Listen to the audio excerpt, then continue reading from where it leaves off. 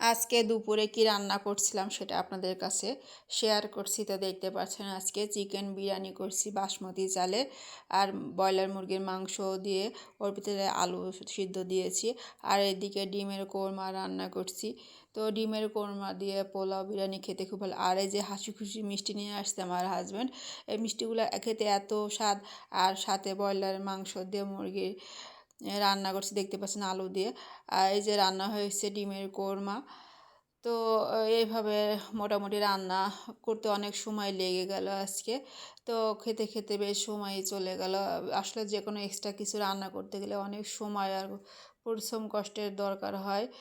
তো আজকে রান্না করতে করতে অনেক কষ্টও হয়েছে। তো আসলে কোনো কিছু এমনি এমনি সম্ভব না, সব কিছুই কষ্ট করে খেতে হয়। তো দেখতে পাচ্ছেন যে চিকেন বিরিয়ানিটা আমরা প্লেটে নিয়ে নিচ্ছি, খাওয়ার জন্য রেডি করছি। তো আলহামদুলিল্লাহ বিরিয়ানিটা ভালো হয়েছে। তবে আজকে একটু তেলটা একটু ছিল, তেলটা আর একটু কম দিলে ভালো হতো। যেহেতু আমরা তেল খাওয়ার চেষ্টা করি, এটা সরষের তেলে বিরিয়ানি করছি। সরষের তেল দিয়ে রান্না করলে একটা আলাদা একটা ঘ্রাণ আসে। তো আমরা প্লেটে বেড়ে নিচ্ছি, আমি আর আমার হাজব্যান্ড খাবো। তো মোটামুটি প্লেটে বাড়া প্রায় হয়ে যাচ্ছে।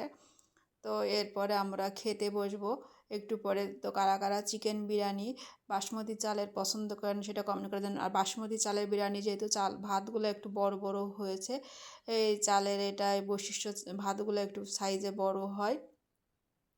তো এই তো আমাদের ভাত বাড়া হয়ে গেছে মোটামুটি। তো আমি একটু ডিমের কোরমা নিয়ে নিব। তো ডিমের কোরমা নিয়ে নিচ্ছি।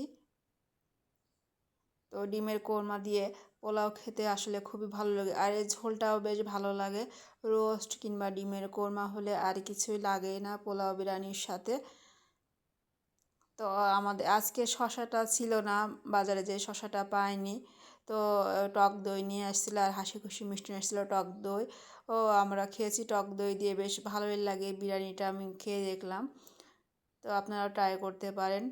তো এই তো মোটামুটি আমাদের বাড়া হয়ে গেছে, এবার আমি খেতে শুরু করব। তো এই ছিল আজকের মোটামুটি আমাদের দুপুরের আয়োজন। ছুটির দিন হলে একটু স্পেশালভাবে কিছু রান্না করার চেষ্টা করি অন্যান্য দিনের চেয়ে, কারণ প্রতিদিন তো এত সময় পাওয়া যায় না রান্না বান্না, এক্সট্রা কিছু রান্না করতে গেলে অনেক সময় দরকার হয়। আর প্রতিদিন যেহেতু আমার হাজব্যান্ড অফিস করে, তো ওইভাবে সময় পাওয়া যায় না। তো শুক্রবার হলে আমি চেষ্টা করি একটু কিছু না কিছু রান্না করতে। ও আজকে বলল যে একটু বাসমতি চাল আছে, একটু চিকেন বিরিয়ানি করো। আজকে আমি চিকেন বিরিয়ানি করবো, ডিমের কোরমা করো। তো আমি করলাম। আরও আসার সময় নামাজ পড়ে, জুম্মার নামাজ পড়ে আসার সময় টক দই আর হাসি খুশি মিষ্টি নিয়ে আসলো।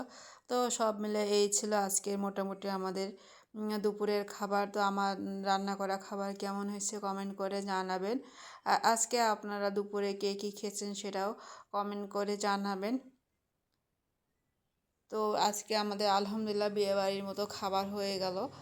তো আসলে ভালো কিছু খাবার খেলে মনে হয় যেন কোনো দাওয়াতে খেতে গেছি বা বিয়েবাড়ি, সব কিছুর জন্য আলহামদুলিল্লাহ ভালো